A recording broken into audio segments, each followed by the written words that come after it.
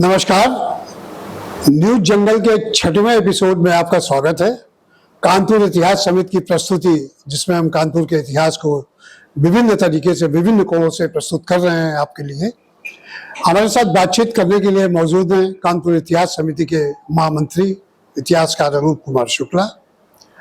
आज हम चर्चा करेंगे इस 6वें एपिसोड में 1857 में जब क्रांति का सूत्रपात हुआ था, फिरंगी हुकूमत के खिलाफ विद्रोह की चिंगारी भड़क चुकी थी और उसका केंद्र बना कानपुर, और किस तरह नानाराव पेशवा के नेतृत्व में चीजें आगे बढ़ी और किस तरह तमाम मुख्तलिफ जगहों पर घटनाएं हुई जो देश की जनता को इस बात के लिए प्रेरित कर रही थी कि अब एक होकर के दिल्ली कूच कर दो और फिरंगियों को मार भगाओ।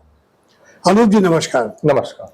अनूप जी, कहा जाता है कि 1857 की क्रांति का सूत्रपात कानपुर से हुआ है, जबकि इससे पहले भी कुछ घटनाएं ऐसी हुई, जैसे मंगल पांडे वाला एपिसोड मेरठ या अन्य घटनाएं जो एक तरह से कह लीजिए कि शुरुआत हुई, लेकिन वो केंद्रित हुई कानपुर में आकर के। क्या स्थितियां थी?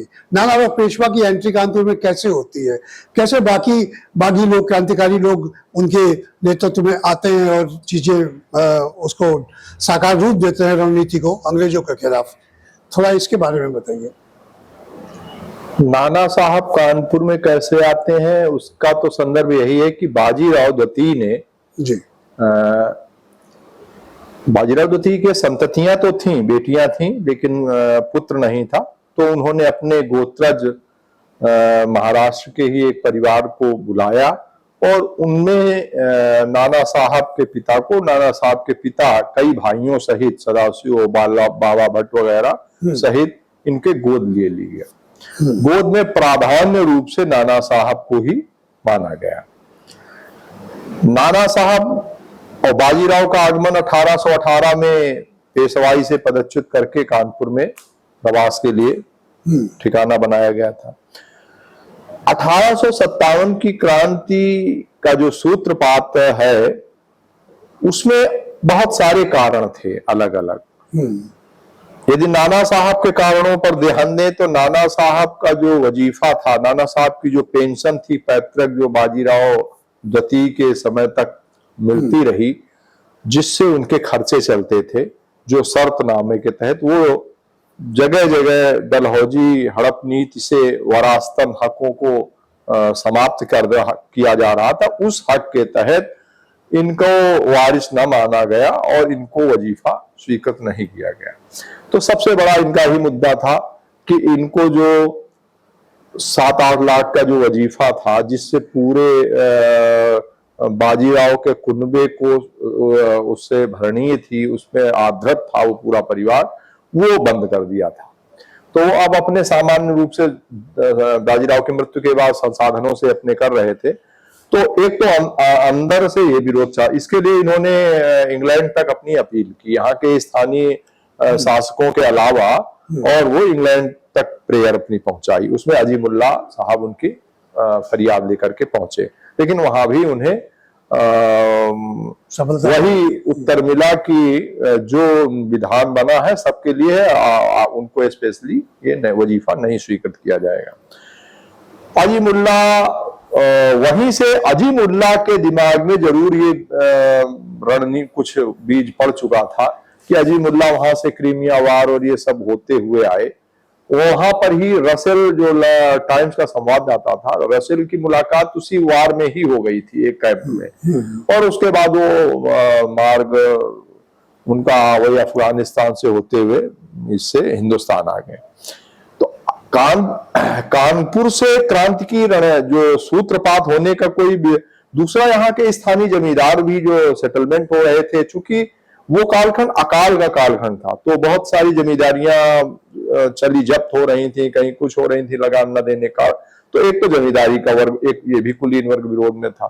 दूसरा, उसी समय धार्मिक आस्था का विरोध हो गया, जो उन्होंने नई टेक्निक लाई दी कि कारतूस को मुंह से तोड़ा जाएगा और उसमें वो गाय की चर्बी चल रहा था। तो एक धार्मिक आस्था का, ये सैनिकों के लिए चल रहा था। समाज में जो उन्होंने एक ईसाई मिशनरियों का जो धर्म परिवर्तन के लिए और जो चर्चों की आमद हो रही थी, उससे, और जो अनाथालय बना करके ये अकाल पीड़ितों की भर्ती हो रही थी और उनको धर्मांतरित किया जा रहा था, तो उससे एक सामाजिक भी एक वो उनके प्रति विरोध चल रहा था। तो यही सब कारण जब जब दो बन गए तो वही कारण ही विद्रोह के कारण बने। अब कानपुर में नियोजन की ऐसी कोई घटनाक्रम नहीं है कि कानपुर से ही कोई एक नियोजन यह है कि मई में, मतलब लास्ट मई के लिए कुछ लोग कहते हैं कि 30 मई के आसपास घोषणा थी और इससे पहले विद्रोह हो जाता है मेरठ और बैरकपुर वगैरह वगैरह में। उस विद्रोह का असर यह हुआ कि पूरा जो भी है, जो प्लान यदि उनका था भी नियोजित, वो फेल हो गया। अब वो जगह जगह दमन होने लगा था, तो ऑलरेडी बहुत जगह पर नहीं, लेकिन अब कानपुर के घटनाक्रमों पर सैन्य विद्रोह की वही मुझे लग रहा है जो सैनिकों दांत काटने कारतूस वाला हो सकता विरोध चला होगा। तो उसमें जो नेटिव इन्फेंट्रीज थे, कैवलरी थी, जो घुड़सवार सेना थी, जो वो सैनिक थे, वो हिंदुस्तानी सैनिक, उन्होंने अंदर अंदर चल रहा था और विरोध। दूसरी बात, एक अंदर से बहुत पहले एक घोषणा थी कि प्लासी के युद्ध के 100 साल बाद फिर से हिंदुस्तान लाल हो जाएगा, मतलब रक्त रंजित हो जाएगा। तो वो वही जून 1757 में प्लासी का युद्ध था, 100 साल वही जून 1857 में आ रहा था। तो कुछ वो भी एक जो पहले से चली आ रही है मतलब कल्पित घोषणा थी, वो भी लागू हो गई इसमें। तो यद्यपि नाना पूरी तरीके से कहीं से प्रकट नहीं हो रहे हैं कि वो अंग्रेजों के विरोध में है। उसका एक कारण है कि जब मई की ऊहापोह की स्थिति हो रही है, तो कानपुर के कलेक्टर हिलसर्डन की पत्नी इंग्लैंड में अपने रिश्तेदारों को पत्र लिख रहे हैं कि यहाँ कोई बात होती है तो हमारे लिए कोई कठिनाई नहीं होगी, हम लोग यहाँ के एक प्रतिष्ठित नाना साहब पेशवा है, मैं उनके यहाँ चली जाऊंगी और वहां हम लोग वैसे भी वीकेंड पर आते जाते रहे, पार्टी करते हैं, तो यहाँ हमारे लिए वही पनाह मिल जाएगी। नाना की उपस्थिति में ये पार्टियां होती थी। जी जी जी जी। अब इसके अलावा विरोध में और भी मई में थोड़ी घटनाएं ऐसी है कि ऊहापोह हो रही, शायद हलचल है कि विद्रोह हो सकता है। जैसे एक अंग्रेज ने लिखा कि अंग्रेज महिला ने कि मैं मार्केट में गई आटा लेने और वहां पर कुछ लोग कह रहे थे थोड़े ही दिन के मेहमान हो और जल्द ही आप लोग मार दिए जाएंगे, मैं जल्दी से घर। ऐसे कई अंग्रेजों ने अपने संस्मरणों में उस समय के जो कमेंट पास हो रहे थे उस ढंग के वो उन पर चर्चाएं की। कानपुर में घटनाक्रम होता है 4 जून की रात, मध्य रात्रि को।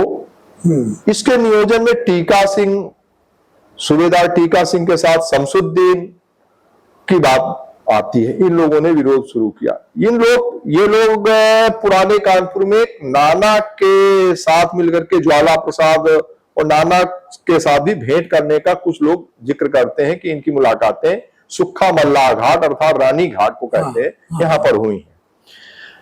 तो इससे लग रहा अंदर कुछ न कुछ चल रहा था, लेकिन होना यहां कानपुर में घटनाक्रम 4 जून 1857 को मध्य रात्रि को टीका सिंह ने बिगुलनाद किया छावनी में, और बिगुलनाद करते ही सैनिक बावर्दी होकर के अपने अपने बैरकों से बाहर निकल आए, इकट्ठे होने लगे।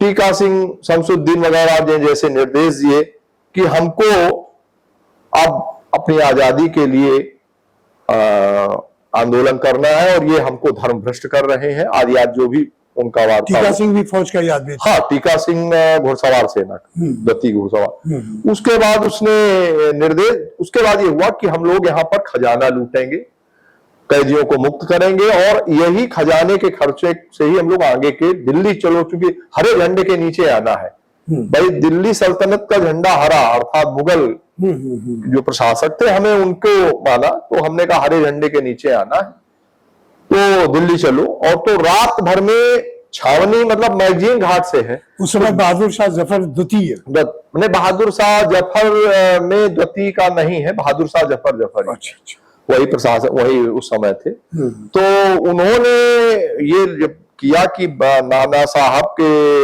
अच्छा नाना साहब हिलसर्ड, ये वहां पर जो मई से चल रही थी, तो हिलसार्डन ने 1 लाख रुपए तो अपनी बैरक इंट्रेंचमेंट में व्यवस्था कर ली, मंगवा लिया, और अवशेष पैसा ट्रेजरी में रखा रहने दिया। तो उसने ट्रेजरी की रक्षा के लिए, कलेक्ट्रेट की रक्षा के लिए नाना साहब से सहायता की आकांक्षा की। इससे नाना के और कलेक्टर के संबंधों पर प्रकाश पड़ता है। तो नाना ने लगभग जो उनके नेटिव पर्सन होंगे, जो 100-150 व्यक्ति होंगे, उनको रखवाली के लिए भेज दिया गया। उनको इसलिए भेजा गया कि यदि इंग्लिस्तानी सैनिक तो सब चले जाएंगे और यदि विद्रोह होता है और वो विद्रोही भी सैनिक बाहर जाता है, तो इसलिए इनके नेटिव पर्सन ट्रेजरी की बचा लेंगे। उस घटनाक्रम के बाद ये हुआ कि नाना इधर विद्रोह का जब बिगुलनाद हुआ, तो सबसे पहले वो लोग वहां से चले, तो जो रैना मार्केट के आसपास कोर्टें थी, इनको कोर्टों में बंगले थे, उनके जला दिए। इसके बाद लक्ष्मण बाग ऑफिसर्स क्लब के आसपास ओपन जेल थी, जेल को खुलवा दिया गया, मुक्त करा दिया गया। और HBTI कैंपस सीएसए में अंदर घुसने पर यहाँ पर कलेक्टर रेजिडेंस और ट्रेजरी ये सब था। ट्रेजरी लूट ली गई। उन्हीं के नाना के जो सिपाही रोक रहे थे उनको भगा दिया गया, और जो पैसा मिला उसको विद्रोही सैनिकों ने। यानी नाना साहब के जो लोग थे वो क्रांतिकारियों के विरोध में खड़े थे। नहीं, इस समय भी अभी देखिए वो ट्रेजरी की रक्षा कर रहे हैं, उनको हिलसार्डन की सहायता के लिए भी है। ये जो इमदाद भेजी इन्होंने, नाना साहब पेशवा ने, वो कोषागार की रक्षा के लिए, हाँ, वो अभी अंग्रेजों के पक्ष के लिए। अब वहां जब हो गया, नाना को भी अप्रत्याशित घटना का अंदाजा नहीं था। नाना बिठूर में थे।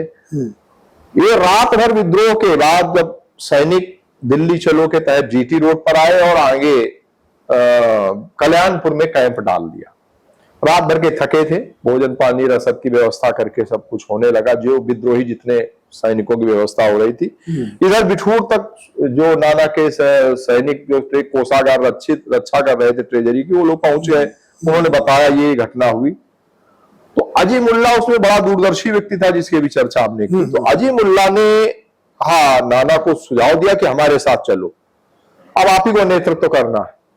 अब जो हो गया घटनाक्रम उसमें आपकी ही अगुवाई में ही होना और कानपुर में ही मोर्चा लेना है। तो विद्रोही सैनिकों से अजीमुल्ला नाना को लेकर के और जो नाना के शुभचिंतक थे उनको लेकर के पहुंच गया कल्याणपुर।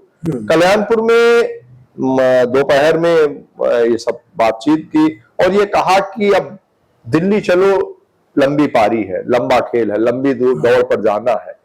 अजीमुल्ला के कहने पे नाना साहब तैयार हो गए। हाँ, अजीमुल्ला पर तैयार हो गए और आ गए। अजीमुल्ला की बात पूरी मानते थे, मार्गदर्शन अजीमुल्ला का सब अपने पेंशन प्रकरण से लेकर के अंग्रेजों के विरुद्ध भी जो व्यूह रचनाएं की गई उसमें अजीमुल्ला की दखल को स्वीकार करते रहे, हमेशा स्वीकार किया और उनकी योग्यता को वो मानते थे। चूंकि अजीमुल्ला बहुत योग्य थे, मिशनरी स्कूल में, वो फ्री स्कूल में अध्यापक भी रहे। इसको ये अजीमुल्ला के कहने पर नाना साहब पेशवा की पलटी मारी कहा जा सकता है? न पलटी मारी के अंदर हो सकता है, उनमें भी हुब्बे लवरेज हो, लेकिन चूंकि वाह रूप से मतलब नहीं था, तो पेंशन का भी उनका एक वही था, 7 साल हो जाए, तो इसलिए वो पूरी खुल के विरोध में उस समय तक दिख नहीं रहे थे। जैसा हिलसार्डन की पत्नी ने ही लिखा, हिलसार्डन ने कोषागार की रक्षा की मांग की तो उन्हें आ गए। तो इन सब से लग रहा कि प्रशासन के साथ वो कहीं ना कहीं से थे। नाना ने ये अजीमुल्ला ने बिठूर में विद्रोही सैनिकों के सामने रखा कि देखिए आपको नेतृत्व चाहिए और नेतृत्व एक प्रतिष्ठित व्यक्ति का चाहिए और वो है नाना साहब।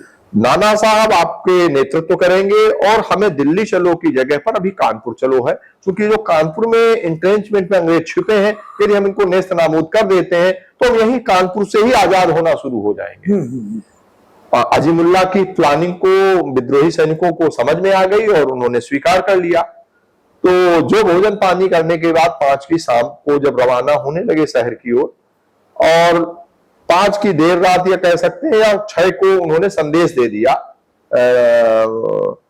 व्हीलर इंट्रेंचमेंट में संदेश भिजवा दिया कि आप यदि सरेंडर नहीं करते हैं तो 7 तारीख से आक्रमण। 6 तारीख को इन्होंने संदेश दिया कि आप मतलब एक 12 घंटे 24 घंटे का समय कि आपको ये समय है, यदि आप समर्पण कर देते हैं तो ठीक है, यदि नहीं करते हैं तो 7 जून 1857 से आप युद्ध के लिए तत्पर रहे, युद्ध होगा। और अब ये व्हीलर के लिए भी, जनरल व्हीलर के लिए भी अप्रत्याशित था। उसे ये नहीं था कि नाना विद्रोह में शामिल होंगे, अगुवाई में यही शुरू। उसने सोचा था कि विद्रोही सैनिक विद्रोह होता है तो लोग दिल्ली चलेंगे, जो जगह जगह के मूवमेंट हुए थे। तो जब दिल्ली जाएंगे और हमको रास्ता मिल जाएगा, हम इलाहाबाद के रास्ते से कलकत्ता चले जाएंगे। इसीलिए वो इंटेंशन में छुप गया था कि विद्रोह से ये मतलब नुकसान से बच जाएंगे। व्हीलर की इसको लोगों ने बाद में कहा कि ये गलत किया। असल में पहले मैगजीन पर एक इंट्रेंचमेंट बनानी थी। जनरल व्हीलर का मानना हुआ कि इंट्रेंचमेंट पर उसका यह था नजर कि यदि इंट्रेंचमेंट पर यदि बनता है मतलब हम बनाते हैं इंट्रेंचमेंट वहां मैगजीन पर, तो मैगजीन मतलब बारूद शस्त्रागार है, बारूद है वहां, और कोई आक्रमण करता तो उसके धमाके में हम सब लोग चले जाएंगे। तो उसे उस योजना के तहत एक अस्पताल बैरक थी कच्ची पक्की, और वहां पर कुआं था। उसी जगह ये कानपुर, वर्तमान में कानपुर क्लब के सामने मेमोरियल चर्च वाला पोर्शन, व्हीलर इंट्रेंचमेंट उसी जगह बनाई। इंट्रेंचमेंट में जब घेरा डाल दिया गया और 6 को चेतावनी दी गई, नाना अब वो लोग अंदर से परेशान हो गए, उत्तर ही नहीं दे पाए। 7 को आक्रमण शुरू हो गया। 7 को अब आक्रमण रह के होता था, कभी इधर से फायरिंग हो रही। 7 जून 1857। 6 जून को इन्होंने अल्टीमेटम दिया जी, आकर के कि आप समर्पण कर दें तो ठीक है, नहीं तो हम। इस युद्ध में ये मोर्चा ऐसा था कि अंग्रेज अंदर कैद हैं। इसमें लगभग 1000 अंग्रेज अंदर थे। इनमें सैनिक थे, सिविलियन थे, बच्चे थे और व्यापारी थे। इस ढंग से उसमें अंदर अंग्रेजों का कुनबा था। कुछ अधूरे थे, एंग्लो इंडियन थे, और कुछ अपने हिंदुस्तानी आयाएं थी जो उनके बच्चों की संरक्षा के लिए उसके अंदर। इसकी रसद की आपूर्ति कानपुर के सेठ साहूकारों ने की थी, जो कमसेरियत ठेकेदार वगैरह थे, उनको जिम्मेदारी दी 1 महीने की भोजन की व्यवस्था इंट्रेंचमेंट के अंदर करने की। तो इस ढंग से वो अंग्रेज 1 महीने तक मोर्चा लेने के एवज में थे। तो उनके उस अप्रत्याशित लड़ाई का असर भी रहा कि उन्होंने हमारा 21 दिन मोर्चा लिया। 21 दिन मोर्चा लिया, और इसमें अलग अलग दिनों पर अलग अलग घटनाक्रम है। खैर, उन घटनाक्रमों का परिणाम यह हुआ कि कभी इधर से आक्रमण होता, जैसे कोई पानी भरने गया, कुएं में ढप हुई आवाज हुई पानी भरने में, गोली चल गई, तो इधर से फायर हुआ। तो वो व्यक्ति ही कुआं में गिर गया। तो इस ढंग से वहां 3 प्रकार की दिक्कतें आई। अंदर जो 100 का निष्पादन नहीं हो रहा था, तो सौगंध होने लगे थे। बारूद कम हो रहा था, और कुएं का पानी खराब हो गया। ये जो 3 उपक्रम बने, तो ये आत्मसमर्पण के लिए बन गए मुद्दे। तो इनके जो 7 जून से हम लोग 4 जून से विद्रोह 4 जून की रात को होता है। 5 को हम लोग कल्याणपुर से दिल्ली चलो के बजाय कानपुर चलो में घेरा डाल देते हैं कि 6 को अल्टीमेटम देते हैं कि सरेंडर कर दीजिए। 7 से हम विधिक रूप से युद्ध करने लगते हैं दोनों तरफ से, और घेरा डाले, कहीं से जाने नहीं देंगे। तो 7 से लेकर के और हम 26 जून तक घेरा पड़ा रहता है। 25 जून को कुछ लोग कहते हैं कि 25 जून तक ही पड़ा, कि 25 जून को मिस जैकोबी नाम की एक महिला, एक व्यापारी की पत्नी थी, मिसेस जैकोबी, वो सफेद झंडा लेकर के इंट्रेंचमेंट के बाहर भेजी गई। मिस जैकोबी का सफेद झंडा देखा गया तो किसी ने कोई भी फायरिंग नहीं की, कोई भी वो नहीं किए। उनसे समझा गया मुद्दा, उन्होंने अपनी समस्याएं बताई, और उन्होंने कहा हम लोग समझौते के लिए तैयार हैं। उन समझौते के तैयार होने पर ये बात आई कि क्या शर्तें हैं।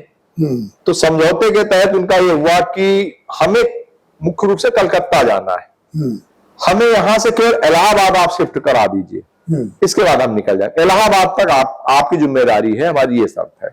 कैसे जाएंगे? हर व्यक्ति कुछ बारूद और शस्त्र लेकर के ही निकलेगा। ठीक है, नावों की व्यवस्था कर देंगे तो हमारे जाने का साधन हो जाएगा, और भोजन और बारूद। तो ये व्यवस्था कर दी। ऐसा हुआ कि फिर विधिक रूप से 26 जून को वहां मेजर व्हिटिंग और व्हीलर और अन्य जो मतलब लोग थे समझौते के तहत। इधर से तात्या, ज्वाला और अजीमुल्ला ने समझौते में सहमति दी। तो 26 जून को जब ये समझौता बिल्कुल फाइनल हो गया कि नहीं ठीक है चलो आपकी बात मान रहे हैं, आप लोगों को सत्ती चौरा घाट से नजदीक घाट है और यहाँ नावों की व्यवस्था, चूंकि मल्लाहों की आबादी है, 40 नावों की व्यवस्था का उनके लोगों को देखते हुए ये मुद्दा रखा कि 40 नावों की व्यवस्था कर दें। तो अब 40 नावों की व्यवस्था भी करनी थी, तो उन्होंने समाधान निषाद जो सत्ती चौरा का मुखिया था, सत्ती चौरा गांव का, निषाद कम्युनिटी का, तो उसको का बुलाया गया। हरदेव मल्लाह का वो शायद पौत्र था, तो हरदेव उसमें समाधान से कहा गया कि ये व्यवस्थाएं करा दें। इतनी नाव और नाविक, 40 नाव है तो स्वाभाविक है 40 पतवार खींचने वाले भी होंगे, तो वो व्यवस्थाएं उसने करा दी। सत्ती चौरा घाट पर जो हरदेव मंदिर है, उसी के पूर्वजों के द्वारा बना एक शिव मंदिर था, तो वहीं पर ये व्यवस्था कर दी गई, घाट पर नावें लग गई। ये उनको निर्देश दे दिए गए 26 की रात को कि 27 की मॉर्निंग से आप लोग घाट पर आ जाए, इकट्ठा हो जाइए और जितनी जल्दी आपको रवाना हो जाए, क्योंकि धूप, गर्मी का सीजन है, धूप से पहले आप, बहुत ज्यादा ना धूप हो उससे पहले। तो सुबह से कोई पालकियों में, कोई वैसे रवाना होने लगे और सत्ती चौरा घाट पर इकट्ठा होने का क्रम बनने लगा। उनमें कुछ विद्रोही सैनिकों ने, जैसे एक मिस्टर ईवर्ट नाम का एक अधिकारी था, उससे कमेंट किया, अरे साहब आप वो न लेंगे, परेड नहीं कराएंगे। बहुत सारे ऐसे कमेंट पास हुए उन लोगों में। तो ऐसे बहुत सारे मुद्दों पर उनकी चीजें आती रही। ये कमेंट पास करके खैर जैसे तैसे नावों पर बैठ गए। अब नावों पर बैठने के बाद दौरान भी एक घटना यूं होती है कि विदाई हो रही है, नाविक भी तैयार है नावों पर, सबके मिल लिया सबने। वहां पर एक बात ये होती है कि फिर से एक बिगुलनाद हो जाता है, वो भी अप्रत्याशित, कोई नियोजित नहीं है। ये जो बिगुलनाद होता है, जो हरदेव मंदिर पर बैठे लोग हैं, अच्छा ना वो तो लोग रवाना हो रहे हैं इधर से, या तो रवानगी के क्रम के लिए बिगुलनाद कर दिया। बिगुलनाद एक होता विरुदावली का, जैसे होता मतलब ओझ भरने का एक सैनिकों को, तो रही टाइप बड़ी तेज तेजी बोलती है। तो उन्होंने जो बिगुल बजा, तो वो बिगुल सुनते ही सैनिक, ये किसको मालूम नहीं था कि योजनाबद्ध तो था नहीं। तो फिर एक घटना ये होती है कि एक तो गर्मी का सीजन है, नाव का छिछला पाट होता, मतलब गंगा छिछले पाट पर होती है नाव। जब गर्मी में नाव खिसका धक्का दे करके जब थोड़ा गहराई में ले जाके तब नाविक बैठता है, तो लगभग छिछले पाट में बैठने के लिए छिछले पाट तक थी। तो उसी में अचानक ये बिगुलनाद होता है।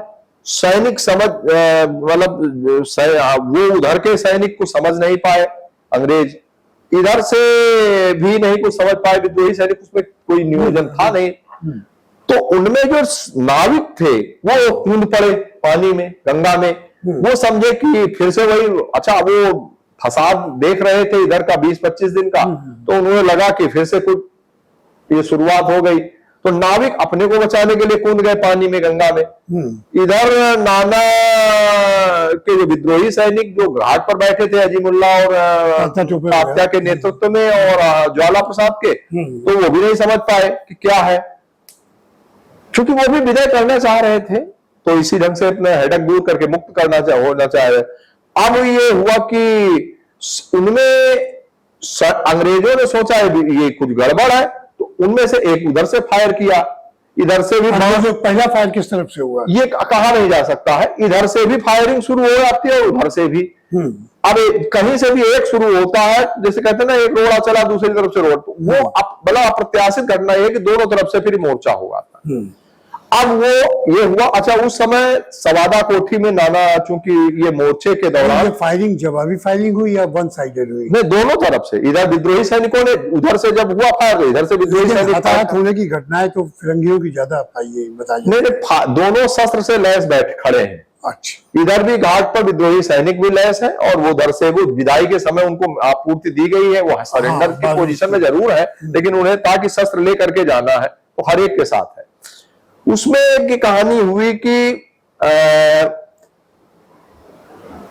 अंग्रेज, अच्छा, नाना को संदेश जब तक दिया गया घटना रोकने के, नाना सवादा कोठी में ठहरे हुए थे। सवादा कोठी मीन्स सीओडी पुल के नीचे जो वार मेमोरियल कॉलोनी की जो पोर्शन पड़ता है, मतलब व्हीलर इंट्रेंचमेंट का घेराव का एक अड्डा बना था जो जीटी रोड तरफ से मोर्चा ले रहा था। तो नाना साहब सवादा कोठी में थे। नाना संदेश जब नाना ने रोकने के लिए भेजा तब तक यहाँ पर मारकाट पर्याप्त हो गई। मारकाट में क्या हुआ, इस मारकाट में, इस मोर्चे में एक बड़ी अजीब घटना है कि महिलाएं और बच्चे जो कूद रहे हैं, बचाए जा रहे हैं, और पुरुष पकड़े भी जा रहे हैं तो सबके कत्ल कर दिए जाते हैं। यहाँ पुरुष कोई भी नहीं बचाया गया, जो पकड़ में भी आया उसका कत्ल कर दिया गया, और महिला और बच्चे करके 125 पर्सन बच पाए, महिला और बच्चे, उनको बचा लिया गया। उनको फिर नाना के कहने पर वहीं सवादा कोठी में ठहरा दिया गया। सवादा कोठी में जब नाना उनको ठहरा दिया गया तो अच्छा, इधर इस घटना पर यह हुआ कि एक नाव, अच्छा बाय ने पिछले एक नाव में मार्बरे थॉमसन और डेलाफोर्स जैसे अधिकारी थे, वो किनारे की नाव थी, तो उसमें धक्का दे करके भाग निकले। जब तक नजर पड़े तो विद्रोही सैनिकों ने जब बहुत ललकारा, जगह जगह आगे तक उन्होंने नजफगढ़ तक किनारे किनारे जाकर मोर्चा लेने की कोशिश की। नजफगढ़ में फिर किनारे नहीं आई नाव, उन नाव के किनारे किनारे चलने लगी, बक्सर तक वो पहुंच गई। बक्सर में वो नाव ने भोजन वो के आकांक्षा से, गर्मी थी, तपिश थी, किनारे नाव की गई, और एक वीरान मंदिर में जो घाट के पास ही था, तो वो दौड़िया घेरा के पास, तो वहां पर उन्होंने आश्रय लिया, और वहां पर वो चंदिका देवी का मंदिर तो नहीं? हाँ, वो चंदिका देवी मंदिर से पहले जो और भी मोर्चे, तो उस ढंग से ये हुआ कि वो नाव से जो बचा, मतलब तो वो आगे मोर्चा होता है। तो इस ढंग से सत्ती चौरा हत्याकांड हो जाता है। चलिए, खैर, बहुत बहुत धन्यवाद अनूप जी। इस एपिसोड में बस इतना ही। आप जुड़े रहिए न्यूज जंगल से, और अगर हमारा वीडियो अच्छा लगे तो सब्सक्राइब कीजिए उसको, और हमें थोड़ा सपोर्ट कीजिए। तब तक आप देखते रहिए न्यूज जंगल। धन्यवाद।